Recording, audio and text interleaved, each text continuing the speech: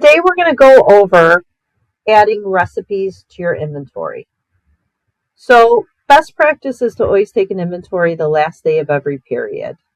Now in that inventory you count all your raw product on hand, your strawberries, your cucumbers, your Casamigos, your Tito's, but you may also want to account for any of those prepared items that are sitting on your shelf that haven't been sold yet. Some examples of that for food would be ranch dressing or like a marinara sauce that you make in-house. Examples of cocktails could be a margarita batch that you make, as well as maybe an old-fashioned batch. So you want to account for these things that are sitting on your shelf because there could be some high-value products on there. For example, if you make a batch recipe of margarita mix, then in there it's going to be your lime juice, your simple syrup, as well as maybe 2 bottles of Casamigos. And because 2 bottles of Casamigos, cost a good amount of money, you want to account for that again on your shelf. So what we're going to do is we're going to walk through how to add your prepared items to your inventory. So what we're going to do is we're going to go to Recipes, Prepared Items, Add Prepared Item. We're going to go ahead and type in the name of the recipe. We'll go ahead and choose the recipe type that it belongs to, and then you're going to put your yield in here. Your yield is how much this recipe produces when all your ingredients are in there. So this recipe produces 2 gallons. Now what you're going to do is go ahead and click this box that the recipe should be inventoried. When you click that, you now have the option to choose which count sheets you would like to add it to. So I'm going to go ahead and just say this goes to the front bar, and because this sheet is set up sheet to shelf, I can now add it to a section that it should go to.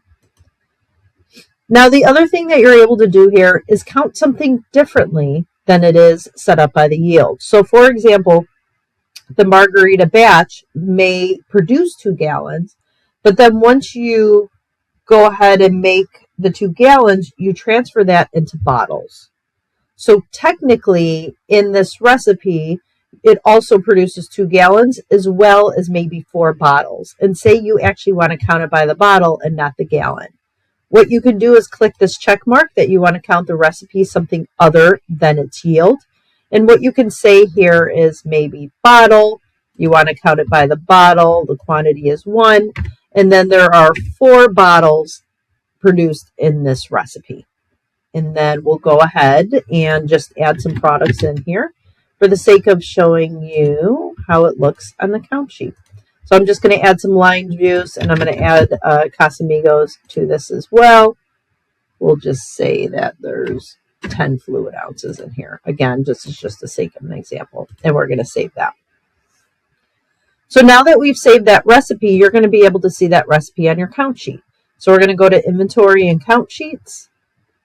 And you're going to go to the front bar, which is where you added it.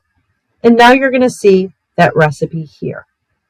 So when you go to take your inventory, so we'll go ahead and just start a fake inventory so that we can see what that looks like.